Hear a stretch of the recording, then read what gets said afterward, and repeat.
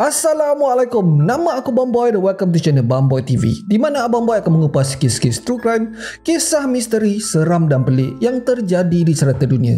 Dan kalau korang berminat dengan benda-benda dark macam ni, korang berada di channel yang paling sesuai untuk orang-orang aneh dan eksotik macam Abang Boy ni. Di akhir video, kalau korang suka dengan konten ni, Abang Boy sangat-sangat appreciate kalau korang boleh belanja Abang Boy satu like, dan mungkin juga korang boleh consider untuk subscribe dan tekan bell notification button tu supaya tak terlepas video Abang Boy yang akan datang. Pada 20 September 2023, operator talian kecemasan menerima satu panggilan. Lelaki tu nak buat komplain sebenarnya. Dia terdengar jeritan seorang perempuan daripada apartmen atas.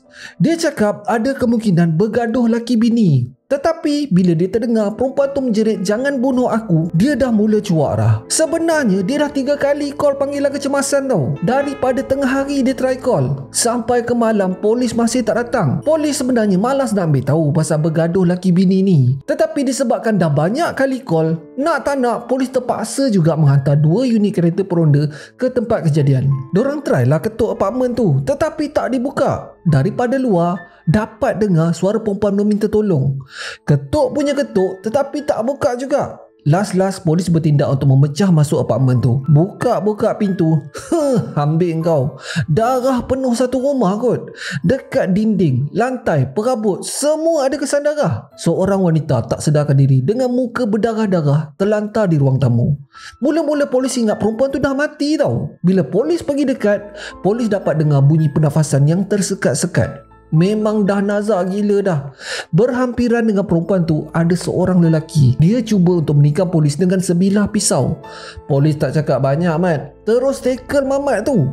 Bila mamat tu dah digarikan, polis cek lah badan lelaki ni. Cek dekat dalam poket seluar, polis jumpa something guys. Dorang jumpa telinga dan hidung mangsa guys. Apa ke gila simpan dalam poket seluar weh? Dia nak buat apa? Rantai ke? Sementara semua ni berlaku, polis dapat dengar suara budak-budak daripada bilik yang dikunci.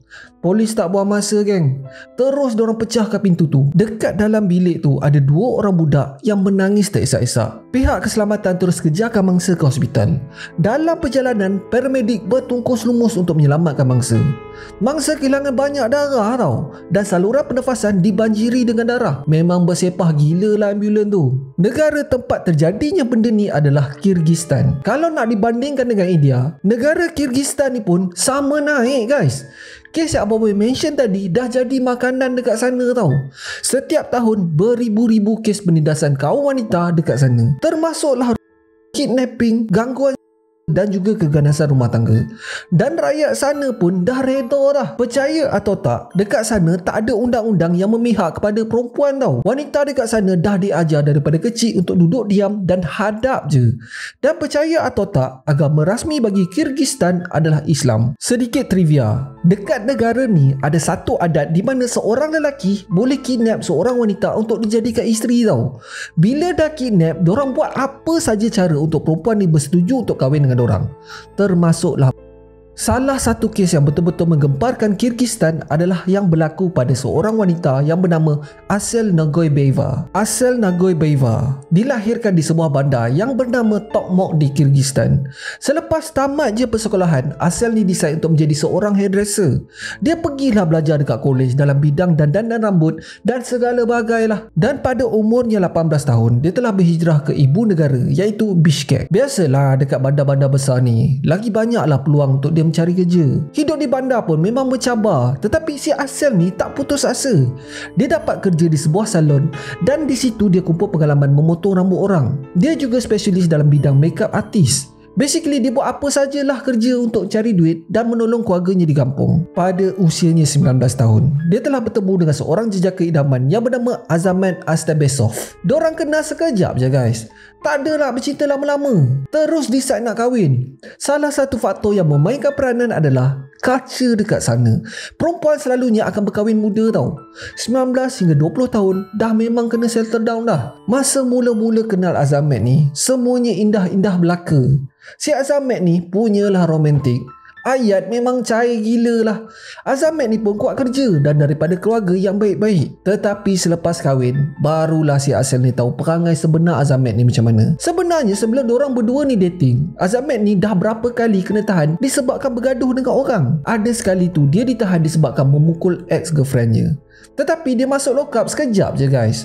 Dalam 2-3 hari macam tu, lepas tu dah dibebaskan. So selepas Asel dan Azamat ni berkahwin, dah duduk sebumbung, si Azamat mula tunjuk perangai dia sikit-sikit. Mula-mula tu dia sound je, kalau dia rasa tak puas hati tau. Tetapi lama kelamaan, salah sikit pun dah kena tengking. Tak kisahlah depan orang ke, depan ahli keluarga pun, mulut dia memang tak ada filter guys. Tetapi satu benda je yang si Azamat ni buat, tak kisahlah macam mana marah pun Azamat, dia akan minta maaf balik lepas tu. Pandai je dia pujuk balik. Macam Abang Boy cakap lah, dia ni memang sweet talker. Berkali-kali jugalah si Asel ni cair. Tetapi lama kelamaan Azamat dah mula naik tangan. Kali pertama Azamat ni memukul Asel adalah ketika Asel ni mengandung anak pertama. Memang dia backhandnya si Asel ni sampai tersungkur. Mujur lah tak gugur kandungan. Tetapi seperti biasalah guys, lepas kena ayat sikit, Asel terus memaafkan Azamat dan dorang masih lagi bersama. Lepas daripada ni, Azamat bertenang kejap. Setiap kali dia marah, dia akan keluar rumah dan lepak dekat mana-mana. Dia takut dia akan memukul bini dia tak pasal-pasal. Bila dia dah bertenang, barulah dia balik rumah. Azamat tak nak lah disebabkan sikap baran dia, apa-apa akan terjadi kepada anak dalam kandungan. Tetapi segala-galanya berubah bila Asel ni mengandung anak mereka yang kedua. Azamat ni dah jadi makin ganas tau. Kali ni dia dah tak boleh kawal dah. Sebabnya korang nak tahu pasal apa? Ada sekali tu Asel ni terjumpa kawan sekolah dia. Sebenarnya pada waktu tu Asel ni baru je balik daripada beli barang dapur. Asel ni dah sampai dekat bangunan apartmen dia dah. Masa tu lah dia terserempak dengan kawan dia. Kawan dia ni lelaki. So diorang bersembang lah lepas tu. Kawan lelaki ni tolonglah si Asel ni bawa barang-barang groceries dia naik ke rumah. Yelah, Asel ni pun tengah mengandung kan. Lepas je letak barang-barang, lelaki tu turun balik. Tak sampai 10 minit pun guys. So kebetulan si Azamat ni nampak apa yang jadi ni tau. Dia sebenarnya ada dekat seberang jalan je. Dah dia cakap si Asel ni curang pula dah. Dia siap klaimnya anak kedua di kandungan Asel ni bukan anak dia. Hanya disebabkan itu je, dia terus cakap si Asel ni seorang pelacur. Sampai-sampai je kat rumah, dia terus lauknya si Asel ni cukup-cukup. Kecederaan Asel ni punyalah teruk sampai anak dalam kandungan tu boleh gugur guys. Sesa geng hidup dengan mamat macam ni. Tetapi yang peliknya, walaupun semua ni berlaku, Asel masih lagi setia dengan Azamat tau. Tak tahulah macam mana dia boleh bertahan. Yang tak boleh diterima akal adalah tak lama selepas insiden tu, Asel mengandung lagi tahu tak? Ingatkan keadaan jadi okey lah. Rupa-rupanya lagi teruk geng. Macam-macam si Azamat ni tuduh Asel. Dia cakap Asel ni selalu tidur dengan lelaki lain lah. Dia cakap Asel ni perempuan murahan lah. Itu okey lagi tau. Apa saja yang si Asel ni buat nampak tak betul di mata Azamat.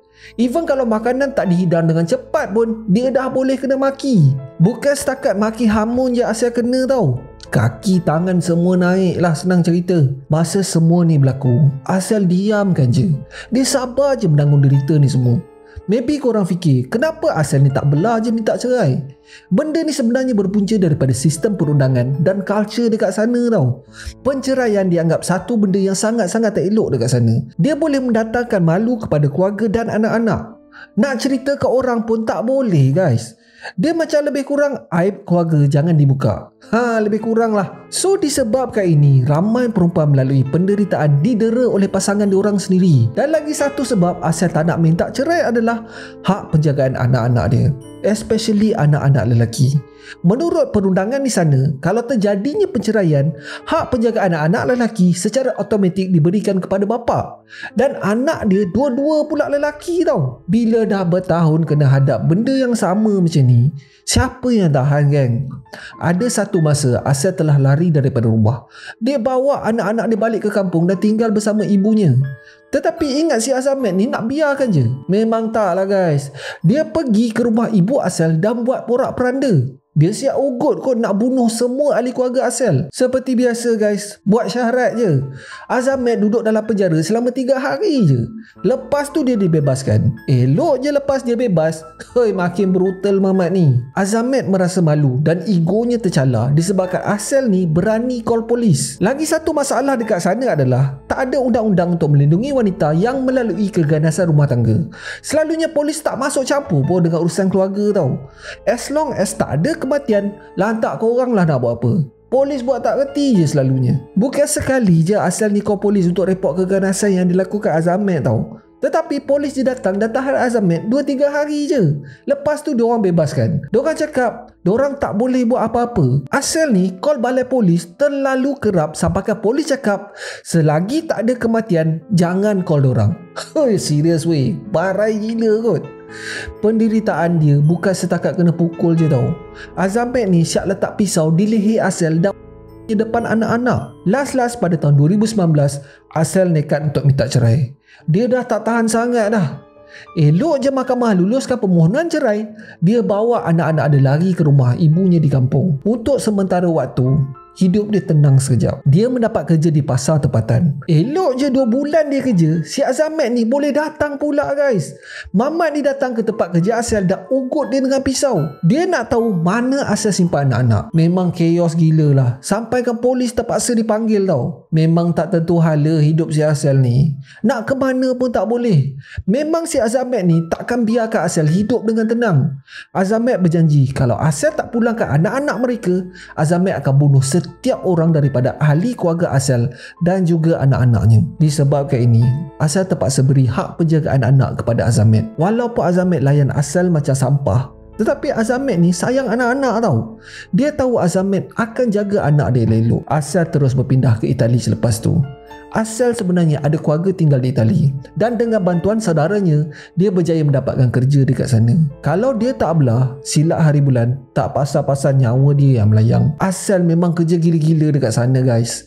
Dia buat 2-3 kerja dalam satu masa tau. Kerja hakikinya adalah seorang nurse. Habis je shift, dia bekerja sebagai cleaner pula. Lepas tu hari cuti dia pula, dia kerja sebagai dog walker. Memang dia kumpul duit kau-kau lah. Selepas 3 tahun bekerja di Itali, Asel berjaya kumpul duit untuk membeli rumah dan start perniagaan sendiri di kota Bishkek. Dia tak fikir apa-apa dah. Target dia satu je, nak bawa anak-anak dia tinggal bersama. Sementara si Asel ni bekerja dekat Itali, dia adalah hantar duit dekat ex-husband dia untuk belanja anak-anak. Korang tahu tak apa yang Mamat ni buat? Dia pergi joli guys. Dia pergi buat minum. Azamet ni langsung tak bagi anak dia pergi sekolah. Makan hanya sehari sekali je. Dia dah jadi kaki mabuk guys. Kalau dulunya dia selalu manjakan anak-anak, sekarang ni anak-anak pun dia marah macam orang gila tahu tak. Masa Asel balik nak jumpa anak-anak, memang barai keadaan seorang-seorang. Kurus gila kot. Tak terurus langsung. Masa si Asel ni dekat Bishkek, dia bawa anak dia ke apartmen yang baru dibeli. Dia nak sangat yang anak-anak dia tinggal bersama. Dia belanja makan, dia belikan baju-baju dan mainan. Memang happy gila lah budak-budak tu. Semasa semua ni berlaku, Azamet duk kacau si Asel tau. Dia ikut je si Asel ni mana pergi. Tak cukup dengan tu, Azamet call dah ugut nak bunuh Asel hampir setiap hari. Korang bayangkan dalam masa 2 minggu je, Asel terima 20,000 mesej daripada Azamet. Blok pun tak jalan guys. Blok satu nombor, dia pakai nombor lain pula. Sampaikan Asel terpaksa tukar SIM card baru. Ada satu malam tu, Asel baru je balik daripada supermarket, on the way nak balik ke rumah. Azamet ni datang daripada belakang dan heret Asel ke dalam semak. Dan di situ Azamet telah Asel. Azamet cakap kalau benda ni dilaporkan kepada polis, dia akan bunuh Asel dan anak-anak. Ingat Asel nak takut ke? Dia terus melaporkan apa yang terjadi kepada polis. Azamet telah ditangkap atas dakwaan bekas isterinya. Asel nak sangat-sangat si Azamet ni meringkuk dekat dalam penjara tau, supaya dia boleh dapat hak penjagaan penuh ke atas anak-anak. Tetapi ahli keluarga Azamet masuk campur. Dorang merayu kepada Asel, tolonglah gugurkan pertuduhan. Dan sebagai ganjaran, dorang berjanji akan menyerahkan hak penjagaan penuh anak-anak kepada Asel. Family Azamet berjanji yang Azamet takkan ganggu dorang dah. Mungkinlah disebabkan kesian, Asel tarik balik pertuduhan. Dia pun sebenarnya tak nak lah bapa anak-anak ni dilabel sebagai banduan tau. So, disebabkan pertuduhan dah ditarik, Polis dah tak ada pilihan. Diorang terpaksa membebaskan Azamat. Ingatkan keadaan boleh berubah ke lepas tu? Mana maunya. Azamat tak lepaskan anak-anak pun. Buta-buta je si Asal ni kena kencing. Tak cukup dengan tu 3 hari selepas dia dibebaskan, dia start balik stok si Asal ni tau. Memang huru-hara hidup Minah tu. Dia sentiasa hidup dalam ketakutan. Asal cuba juga untuk tak balik malam-malam. Pada bulan Julai 2022, sekali lagi Azamat telah Asal di rumah Asal sendiri. Siang-siang buta kot. Sekali lagi Asal buat report polis. Tetapi kali ni dia nekat yang nak mamat setan ni masuk penjaga. Sekali lagi keluarga Azamat merayu kepada Asal untuk menggugurkan pertuduhan. Bila rayuan tak jalan, keluarga Azamat sampai ugut nak bunuh Asal dan family Asal kalau Asal tak menarik balik pertuduhan. Asal dah tak peduli dah. Pergi mampuslah. Itu je jalan dia boleh hidup tenang dengan anak-anak dia. Tetapi semasa perbicaraan kes, hakim lelaki yang mengetuai persidangan decide untuk memihak kepada Azamat dan mendapati Azamat tak bersalah. Dia telah dibebaskan untuk kali kedua guys. Memang barai gila kot. Asal dah tak tahu nak buat apa dah. Sampai bila kot dia nak kena hadap benda-benda macam ni. Tak ada siapa pun yang bela nasib dia tau. So dia decide untuk melarikan diri ke Itali sekali lagi dan membawa anak-anak dia. Itu je lah jalan diorang boleh selamat. Sampailah pada 20 hari bulan September 2023. Sebulan selepas Azamat telah dibebaskan. Pada hari tu turn Asal untuk menjaga anak-anak.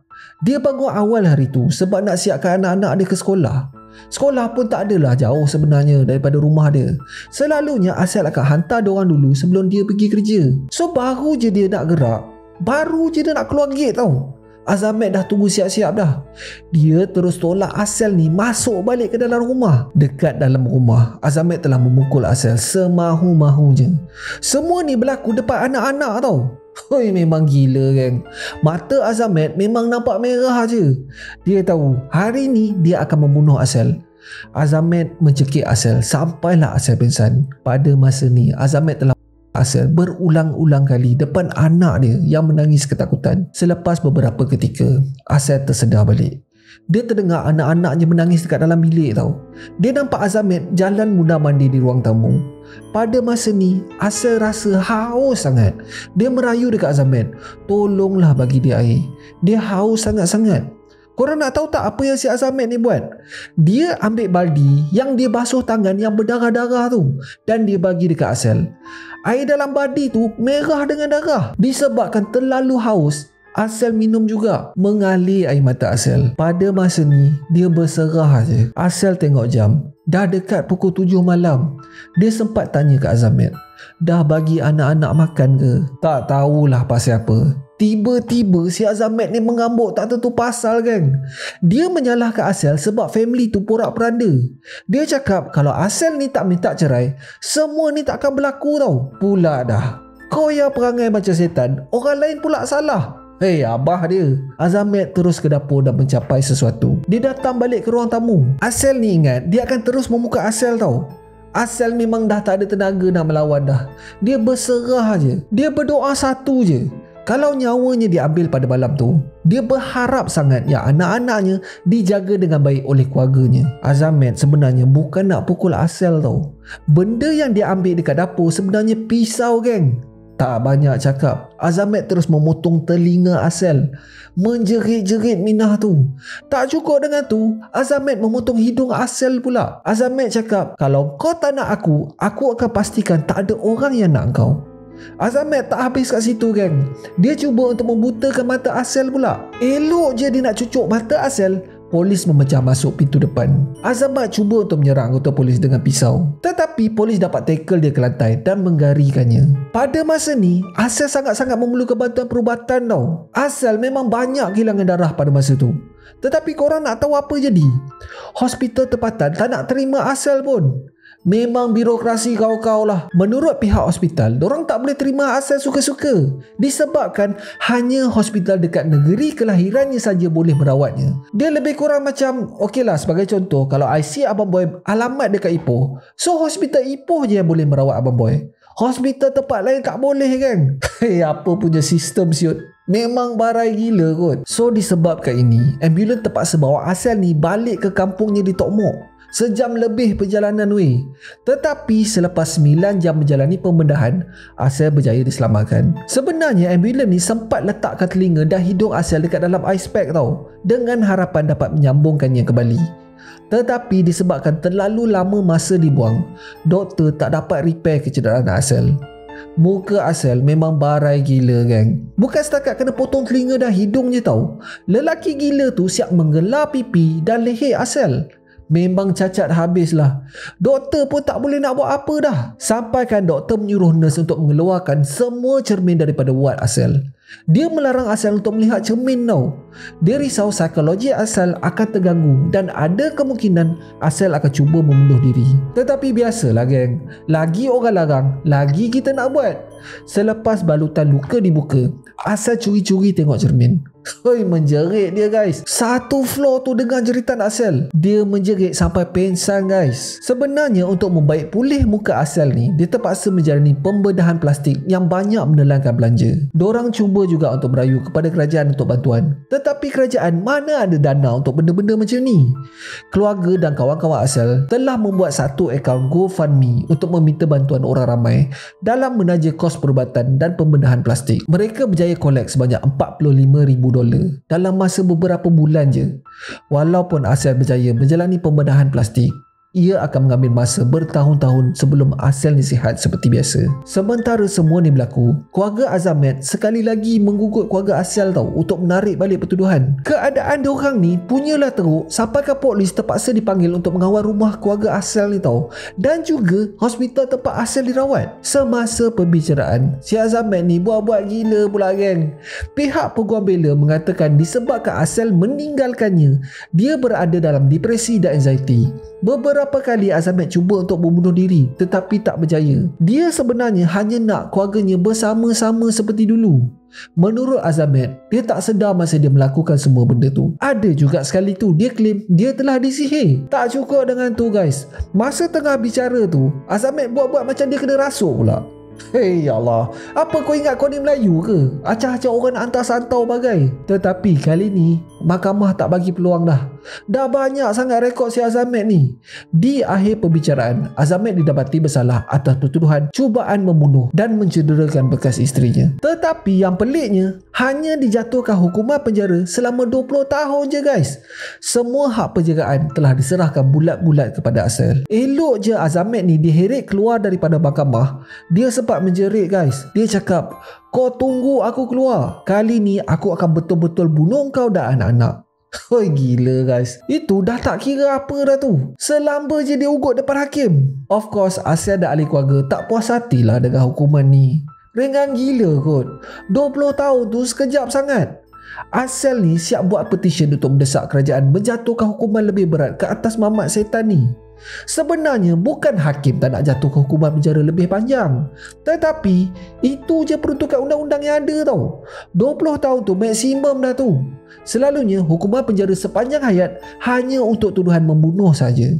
Kalau buat petition pun mahkamah tak boleh nak buat apa dah selagi undang-undang tak dirombak. So memandangkan negara yang langsung tak ada undang-undang untuk mencegah keganasan rumah tangga, rasanya memang tak ada harapan untuk Azamet diberikan hukuman yang lebih berat. Even selepas Azamet ni dah dihumban ke dalam penjara pun, Asel tak selamat lagi guys. Asel berkali-kali menerima ugutan bunuh daripada ahli keluarga Azamet. So satu-satunya cara untuk Asel dan anak-anak dia hidup tenang adalah untuk dia berpindah ke negara lain. Itu je cara dia. Dan lagi satu benda yang barai pasal negara Kyrgyzstan ni adalah pesalah mungkin akan dilepaskan awal sekiranya dia didapati berkelakuan baik dekat dalam penjara. Satu tunjuk perasaan telah dilakukan di hadapan Kementerian Keadilan bagi mendesak hakim yang menggugurkan pertuduhan Azamet. Korang bayangkanlah, Asel ni diserang sebulan selepas Azamet dilepaskan tau. Kalaulah Azamet kena masuk penjara pada masa tu, tak adalah muka Asel barai sampai macam ni. Tapi itulah, tak boleh nak aspek apalah dekat negara yang penuh dengan birokrasi dan juga rasuah. So far tak ada apa-apa tindakan daripada pihak berkuasa pasal benda ni. Asel dikatakan cuba untuk hidup normal. Kata-kata semangat yang diterima daripada serata dunia menguatkan semangatnya untuk hidup. Dan satu-satunya sebab kenapa dia tak bunuh diri adalah anak-anaknya. Itu je. Sekarang ni dia masih dalam recovery. Walaupun zaman dah moden, kebanyakan rakyat Kyrgyzstan masih menganggap yang cerita di dalam kelambu tak elok diketahui orang. Ramai perempuan yang masih malu menceritakan pengalaman diorang didera oleh suami mereka sendiri. Diorang diam dan terus hadap benda ni seorang-seorang tau. Dan polis pun memang tak nak masuk campur dalam urusan keluarga. Bergaduhlah korang laki bini macam mana pun, asalkan jangan pukul sampai mati. Selagi mentaliti macam ni tak berubah, sampai bila-bila lah rakyat dorang akan berada di tampuk lama. Tak tahulah guys, kadang-kadang kan bila Abang Boy terjumpa kes-kes macam ni, Abang Boy bersyukur sangat-sangat yang Abang Boy dilahirkan di Malaysia. Of course Abang Boy tak cakap lah dekat Malaysia ni tak ada masalah. Ada je, tapi tak seteruk macam negara kat luar sana tau. Kita masih ada lagi common sense dan sifat empati. Kalau ada pun kes-kes penderaan, mungkin benda tu adalah kes-kes terpencil. Seperti biasa, Abang Boy nak dengar pendapat korang. Kasih komen dekat bawah. So that's it for today guys. Terima kasih sebab tengok video Abang Boy sampai habis. Kalau korang suka dengan video ni, Abang Boy sangat-sangat appreciate kalau korang boleh belanja Abang Boy satu like, dan mungkin juga korang boleh consider untuk subscribe dan tekan bell icon tu supaya tak terlepas video Abang Boy yang akan datang. So akhir kata, jangan nakal-nakal, be awesome, stay creepy. Assalamualaikum.